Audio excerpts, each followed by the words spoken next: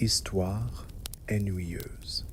Pour dormir, comment les Inuits ont perfectionné l'art des abris de neige. Salut à tous. Ce soir, on part vers un endroit silencieux, un endroit très très froid. Tu sors dans la nuit enfin. Pas totalement sombre, c'est la nuit. Mais la neige luit doucement en bleu sous la pleine lune arctique. Le vent effleure tes joues comme du papier de verre, et chaque respiration brûle, comme si tu buvais de la menthe poivrée avec une paille en métal. Tu plisses les yeux vers un immense vide blanc, et là, au loin, un petit dôme rond, paisible, et peut être ta seule chance de survie. Soyons honnêtes, si c'était réel, tu ne survivrais probablement pas. Mais heureusement, ce soir, tu n'as pas à le faire. Tu as juste à écouter. Alors, avant de t'installer, prends une seconde pour liker la vidéo et t'abonner, mais seulement si tu aimes vraiment ce que je fais ici. Et dis-moi en commentaire, tu regardes d'où et il est quelle heure chez toi? J'adore toujours voir jusqu'où ce petit convoi endormi s'étend. Maintenant, baisse la lumière, mais peut être un ventilateur pour un doux bruit de fond, et glissons doucement ensemble dans le voyage de ce soir. Tu avances péniblement dans la neige, tes bottes crissent avec ce son doux et feuilleté que seule une neige aussi sèche peut faire. Au-dessus de toi, les étoiles ressemblent à du verre brisé, incrusté dans du velours. Le vent ne transporte aucune odeur, pas d'arbres, pas de terre, juste le froid, pur et non dilué. Ce n'est pas le genre d'hiver dont on se protège avec un chocolat chaud et une couverture. C'est un froid qui rend le métal cassant, transforme la respiration en barbe de givre et casse les cils comme des brindilles si tu clignes trop vite. Bienvenue dans le Haut-Arctique, terre des Inuits. Enfin, d'un groupe Inuit. Inuit est un terme moderne générique englobant de nombreux peuples autochtones à travers l'Alaska, le Canada et le Groenland. Mais ce soir, tu es niché quelque part entre les dunes de neige de la toundra canadienne, les Yup'ik à l'ouest, les Kalaallit à l'est, mais ici, juste du vent et du blanc. Tu suis des traces de neige à peine visibles, laissées par une famille migrante suivant la saison. Peu être-ont-ils chassé un phoque aujourd'hui? Peu être pas. Quoi qu'il en soit, ils ont besoin d'un abri. Il n'y a pas d'arbre, pas de cabane. Et cette tente en toile dont tu rêves, oublie. Ils font ce que leurs ancêtres ont fait pendant des centaines, voire des milliers d'années. Ils cherchent le bon type de neige. Parce que, et c'est la première bizarrerie de ce soir, toute la neige n'est pas égale. Certaines neiges sont douces, tout juste tombées, pleines de flocons mais sans colonne vertébrale, jolies à regarder, inutilisables pour construire. Ce qu'ils cherchent, c'est de la neige compacte, idéalement sculptée par le vent en congère. Elle est compressée, cristalline, assez dense pour être découpée comme du fromage. Oui, du fromage. Du fromage à pâte dure, pas celui qui fond sur les nachos. Tu t'agenouilles avec eux. Quelqu'un sort une scie, pas pour le bois, pour la neige. L'outil ressemble à un couteau à pain qui aurait pris de l'ambition. Ils commencent à découper des rectangles nets, chacun de la taille d'un gros livre. Chaque bloc est soulevé, secoué légèrement, puis empilé. Pas de mortier, pas d'eau, juste de la neige sur de la neige. Et pourtant, ça tient. Les historiens débattent encore pour savoir si l'igloo ou igloo en Inuktitut était un abri temporaire pour les chasseurs ou une véritable maison d'hiver. La réalité? Probablement les deux. Selon les régions et les clans, certains igloos étaient faits pour une seule nuit. D'autres formaient de véritables villages de neige reliés par des tunnels. Mais l'idée de base restait toujours la même, survivre avec absolument rien. Prenons un instant pour apprécier cela. Pas de bois, pas de briques, pas de clous, juste de l'eau gelée, découpée, inclinée et avec confiance. Tu observes maintenant le constructeur qui fait spiraler les murs. Pas empilés à plat, non, la magie est dans la courbe. Chaque bloc est légèrement incliné vers l'intérieur. Un dôme se lève lentement. Il y a un rythme hypnotique, taillé, soulevé, placé, taillé, soulevé, placé. L'intérieur est lissé avec un grattoir en os courbé. C'est étonnamment gracieux, presque méditatif. Tu te demandes à voix haute pourquoi tout cela ne s'effondre pas. Après tout, la neige s'écroule? Non, mais non. Voici la science.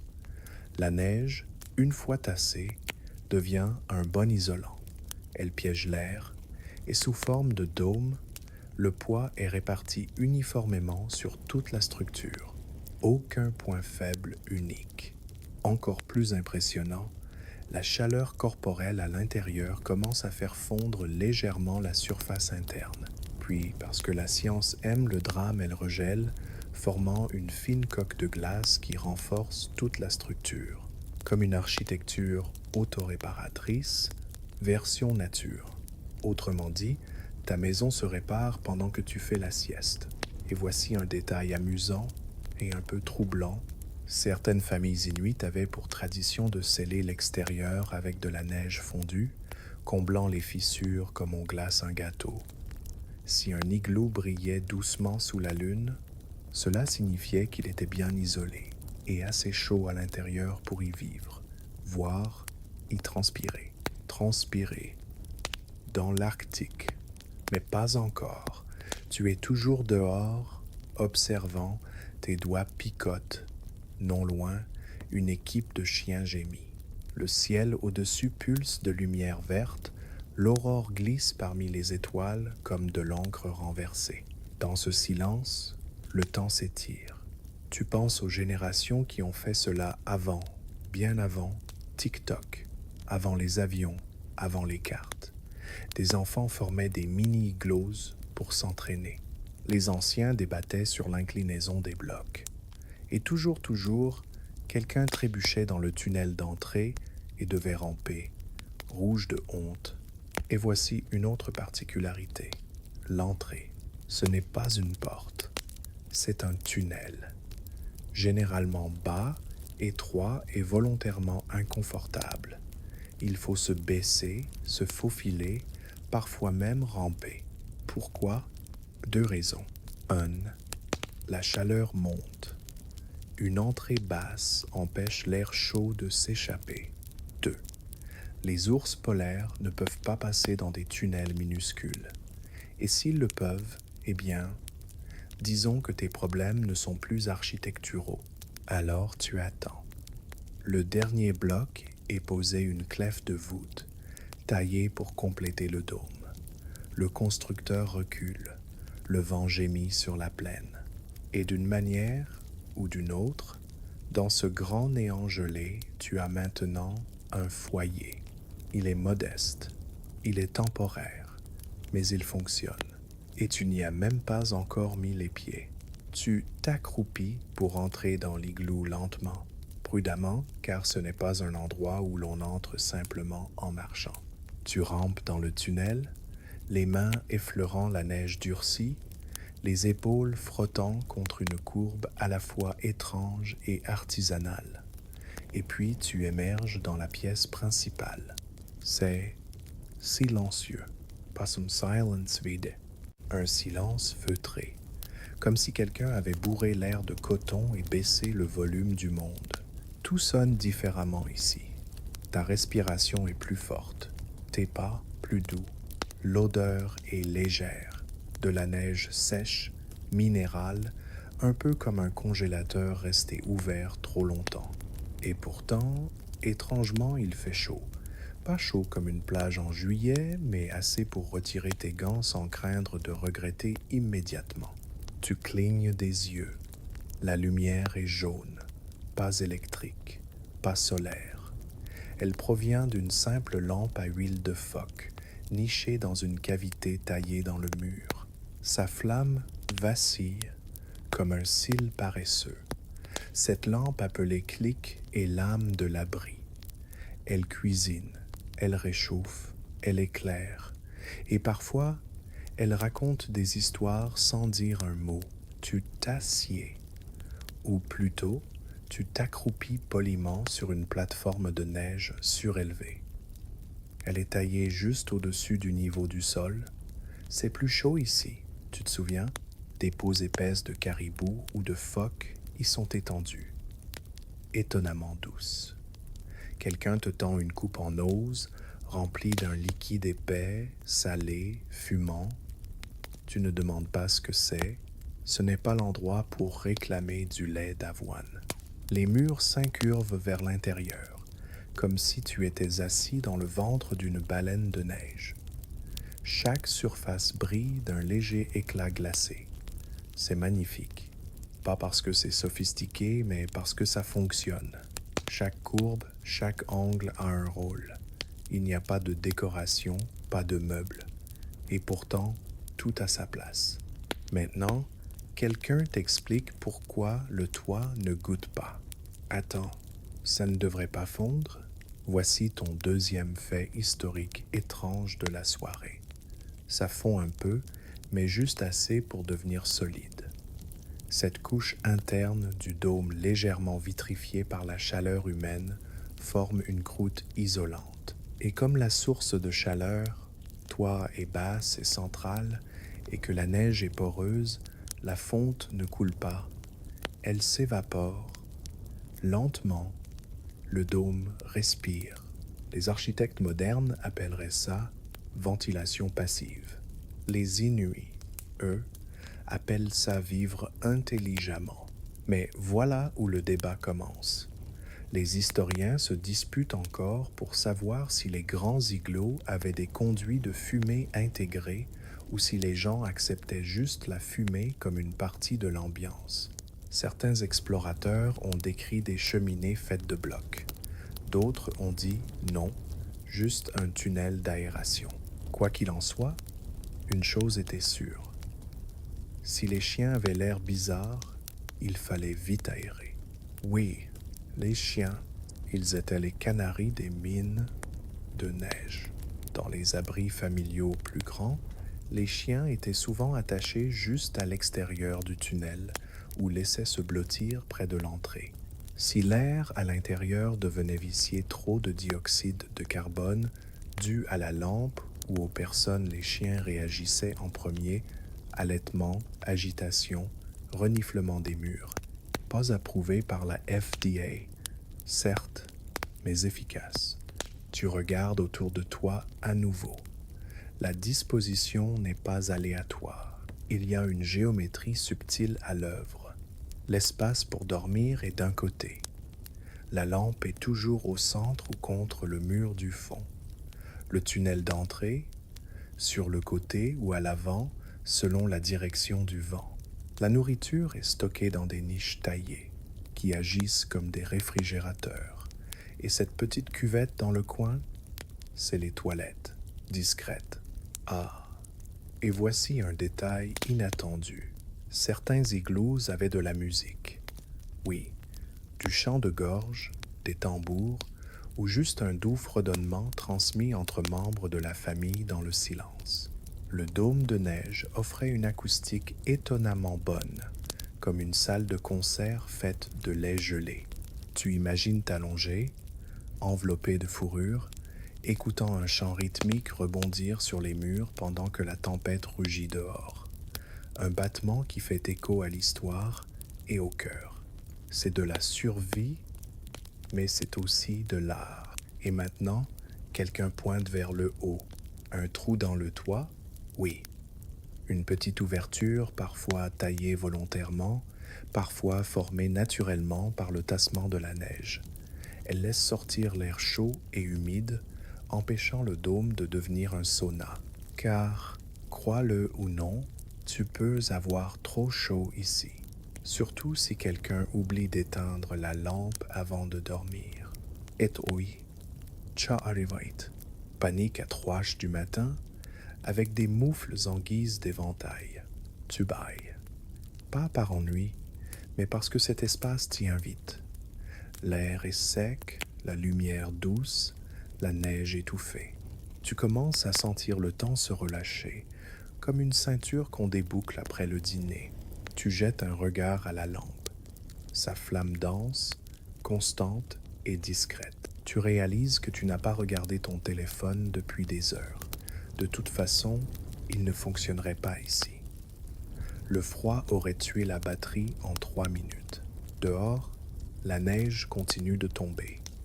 Mais à l'intérieur, c'est hors du temps. Une structure de neige, faite à la main, abritant chaleur, rire et vie. Pense à ça.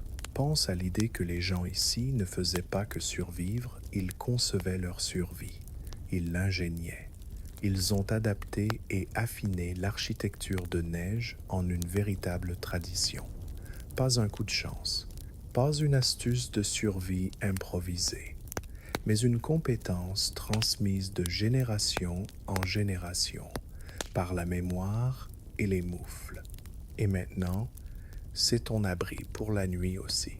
Tu es toujours dans l'igloo, toujours assis en tailleur sur le banc de neige recouvert de peau, la chaleur s'infiltrant lentement dans tes os. Et maintenant que la construction et l'agencement sont bien intégrés dans ton esprit, ton attention se tourne vers quelque chose de plus discret, la vie. Car l'igloo n'est pas juste un abri, c'est un monde miniature. Tu regardes autour de toi. Les murs incurvés t'enveloppent doucement comme une grotte de neige sculptée rien que pour toi.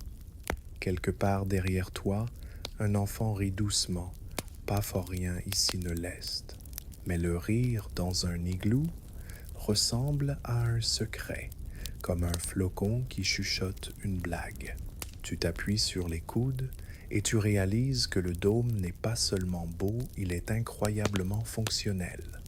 Il n'y a presque aucun espace perdu. Même la courbe du plafond aide la chaleur à circuler. Tu te souviens de ces schémas scolaires sur les courants de convection? Eh bien, les ingénieurs inuits faisaient ça avec de la neige bien avant que ça n'arrive dans les manuels. Une marmite mijote maintenant. Elle repose au-dessus du clic, calée juste ce qu'il faut pour ne pas étouffer la flamme. À l'intérieur, peut être de la viande de phoque ou de l'omble chevalier, ou un ragoût de lagopède. Le genre de plat qui te colle aux côtes et qui a le goût de « tu es vivant, félicitations ». Quelqu'un te tend une tranche de viande séchée trempée dans de la graisse animale. Tu hésites, ça brille. Ton cerveau du XXe siècle crie « Pas de condiments, mais tu te rappelles où tu es. » Ce n'est pas une cuisine étoilée. C'est un miracle de nutrition et de conservation, riche en calories, en graisse, en survie, et étonnamment coriace. Tu mâches, lentement, et tandis que ta mâchoire travaille, quelqu'un à côté de toi commence à fredonner un son grave. Puis une autre voix se joint superposée, rythmée, soufflée, du chant de gorge inouï. Cela ne remplit pas l'espace, cela le tisse, comme le vent dans les roseaux. L'igloo résonne en retour, transformant deux voix en une berceuse murmurée à travers la pièce. Tu savais que c'était autrefois un jeu compétitif? Deux femmes, assises face à face, harmonisant et improvisant, chacune essayant de faire rire l'autre en premier. Celle qui craque la première perd. Tu peux presque l'entendre les nuits hivernales ancestrales transformées en duels musicaux. Une tradition culturelle née de l'ennui glacial et d'une créativité brillante. Et voici un autre tour inattendu. Le temps ne s'écoule pas de la même façon ici. C'est comme si le dôme courbait aussi le temps. Dehors, ça hurle probablement, mais à l'intérieur, les gens parlent, mangent, réparent des vêtements, enseignent aux enfants. Quelqu'un sort du fil en tendon. Un autre gratte une peau pour la lisser. Ce n'est pas glamour, mais c'est vivant. Et tout semble essentiel. Il y a une phrase d'un ancien explorateur européen que tu te rappelles, probablement griffonnée dans un journal gelé. Il semble satisfait, voire joyeux, remarquablement adapté. Le ton était toujours teinté d'incrédulité.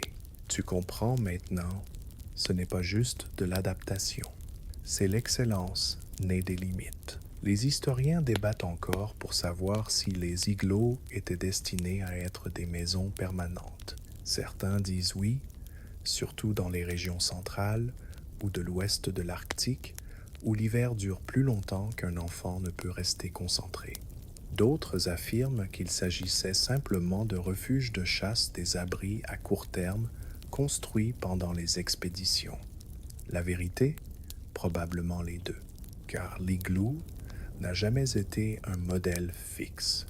Il s'adaptait au contexte. Certains étaient construits en moins d'une heure, d'autres prenaient des jours. Certains étaient individuels, aussi compacts qu'une tente. D'autres comportaient plusieurs pièces, oui, des pièces. Chambres, coin cuisine, même des dômes latéraux pour les invités ou les chiens de traîneau, comme un Airbnb de neige. Apportez juste votre propre graisse de phoque. Et voici ton anecdote insolite pour cette étape du voyage. Dans de rares cas, des célébrations de mariage avaient lieu dans des igloos. Pas grandioses, mais réelles. Famille et amis réunis, nourriture partagée, chansons fredonnées. Les murs de neige, illuminés par la lumière des lampes. Peux-tu imaginer te marier dans un dôme de neige, entouré de silence glacé et de l'odeur des lampes à huile, étrangement romantique. Encore plus étrange, c'est que ça fonctionnait. Tu t'allonges maintenant. Les peaux sous toi sont chaudes après ton passage. La courbe du mur soutient tes omoplates. Tu entends quelqu'un respirer lentement, régulièrement. Peut être déjà endormi. Tu fermes les yeux et imagines que c'est ta nuit habituelle. Le construire, le réparer, y dormir. Une routine gravée dans la neige et la mémoire. Quelqu'un bâille. Tu souris. Mais tout n'était pas parfait dans les igloos. Comme toutes les traditions, ils ont évolué. Certaines régions les ont totalement abandonnés quand le bois ou la toile sont devenus accessibles. D'autres ont gardé le savoir pendant des générations. Et même aujourd'hui, des anciens des communautés arctiques apprennent encore aux enfants à en construire un juste au cas où, pas parce qu'ils y vivront, mais parce que le savoir compte. Et oui, parfois, la structure échoue. Un redout, un bloc mal taillé, un pas au mauvais endroit. Même avec tout le savoir, l'Arctique s'en fiche. La nature gagne toujours quand elle le veut. Mais ça fait partie du pacte. Tu respectes la neige, ou elle te rappelle qui commande. Mais ce soir, c'est solide. Tu poses ta main contre le mur. Froide, sec, inflexible. Tu te souviens que certains explorateurs, après avoir été secourus par des familles inuites, ont tenté de copier l'igloo. Ils les ont mal construits. Entrée trop haute, mauvaise neige, aucune ventilation. Ils ont failli s'asphyxier ou se geler les oreilles. Parce qu'un igloo a l'air simple, mais comme tout design élégant, il ne fonctionne que s'il est bien fait. Tu roules sur le côté. La neige craque doucement. Pas de façon inquiétante, juste stable. Tes oreilles sont pleines de fredonnements et de souffles paisibles. La flamme de la lampe vacille. Une seule fois. Tu n'as pas froid. Tu n'as pas peur. Tu es exactement là où tu dois être enveloppé de neige, de silence et de sommeil. Le matin arrive lentement dans l'Arctique. Non pas parce que le soleil est timide, mais parce qu'il prend son temps, traînant la lumière sur la glace en nuances de pêche et de bleu poudré. Tu ouvres les yeux dans ton cocon de neige. surpris de sentir ton souffle tiède contre tes doigts. Les murs brillent faiblement. Pas de fenêtre, pas de rayon, juste la manière dont la neige filtre la lumière du jour comme une lanterne de papier. La lampe est éteinte maintenant, juste une mèche noircie. Quelqu'un a dû l'éteindre soigneusement avant de dormir. L'air à l'intérieur est immobile froid, mais pas cruel. Tu entends des mouvements, un frottement de bottes, un chuchotement bas, un éternuement étouffé. Tu te redresses lentement. Le dôme s'étire au-dessus de toi comme un ciel gelé, assez proche pour être touché. Tu poses la paume sur le mur. Il n'a pas changé, pas vraiment. Toujours sec, toujours solide, toujours là. Dehors, le vent fredonne, plus doux qu'hier soir. Un signal. Il est temps de partir. Parce que c'est ça. L'essence de l'igloo, il n'est pas éternel. Il n'a jamais été conçu pour l'être. Construit avec soin, oui. Conçu avec savoir, absolument. Mais pas pour durer. Sa beauté réside dans sa nature éphémère. Une nuit, une semaine peut être deux. Puis, la neige change. La famille s'en va. Le dôme est laissé derrière pour s'adoucir et s'enfoncer à nouveau dans le blanc. Et maintenant tu le comprends, l'igloo n'est pas juste un abri. C'est un rythme, une danse discrète avec les éléments, un choix d'adaptation plutôt que de domination. Tu rampes hors du tunnel. Le froid te frappe le visage comme un souvenir, mais il est moins mordant cette fois. Tu as gagné un peu de résistance. Tu te retournes pour regarder le dôme. Il paraît plus petit à la lumière du jour. Modeste. Fragile, même, et pourtant il t'a sauvé. Il les a sauvés pendant des siècles. Tu te demandes combien d'empreintes se sont éloignées de structures comme celle-ci. Combien de voyageurs ont porté une tasse de bouillon à leurs lèvres, blottis sous des pots, et murmuré des histoires dans la neige lumineuse. Aujourd'hui, les igloos sont rares. La plupart des familles inuites vivent désormais dans des maisons en bois, portent des manteaux fabriqués et cuisinent sur des plaques électriques. La vie avance. La neige ne suit pas toujours. Mais cela ne veut pas dire que le savoir est perdu. En fait, avec une ironie que l'histoire apprécie tout particulièrement les compétences en abri de neige, sont désormais enseignées aux militaires. Oui, l'igloo survit dans les manuels de survie, dans les programmes d'entraînement arctique, même dans les brochures d'écotourisme avec expérience authentique et chocolat chaud à la clé. Les historiens débattent encore: Hollywood a-t-il aidé ou nui? Certains disent que les premiers documentaires ont idéalisé l'igloo. D'autres pointent du doigt les dessins animés et les publicités remplies d'ours polaires qui en ont fait une blague. Quoi qu'il en soit, ce qui a commencé comme une merveille d'ingéniosité est devenu une icône culturelle, aplatie en un simple emoji de neige. Mais pour les aînés inuits, il ne s'est jamais agi d'icône. Il s'agissait de connaissances, du savoir transmis de main en main, de la manière de survivre sans demander la permission à la nature. Tu fermes les yeux. Tu te souviens de la scie tranchant la neige comme du fromage, de la lampe qui fredonnait, du rire résonnant dans un dôme de glace. Tu te souviens du souffle des chiens, du silence des étoiles et de la manière dont la neige, si souvent crainte, est devenue ta couverture. C'est ainsi que les Inuits ont perfectionné les abris de neige, pas grâce à un génie unique, pas en une nuit, mais à travers des générations d'essais, d'échecs, de rires, de gelures, d'enseignements et de recommencements. Encore et encore, jusqu'à ce que la survie devienne élégance, jusqu'à ce que le froid devienne confort. L'igloo ne dure pas, mais la sagesse qu'il contient, elle, oui, tu t'éloignes maintenant. La neige craque sous tes bottes. Le ciel s'ouvre au-dessus de toi, pâle et immense. Le dôme derrière toi s'affaisse un peu, une bosse dans l'infini blanc. Et pourtant il tient bon. Et maintenant, la neige devient plus silencieuse. Le vent se calme. Les étoiles pâlissent. Même le givre, autrefois mordant contre ton visage, s'adoucit comme du sucre glace sous tes pas. Tu as vu l'igloo s'élever dans le silence bloc après bloc, courbé par des mains précises, réchauffé par le souffle, illuminé par une seule flamme vacillante. Tutti es assis. Tu as écouté des rires. Tu as entendu des histoires qui fredonnent encore dans les murs.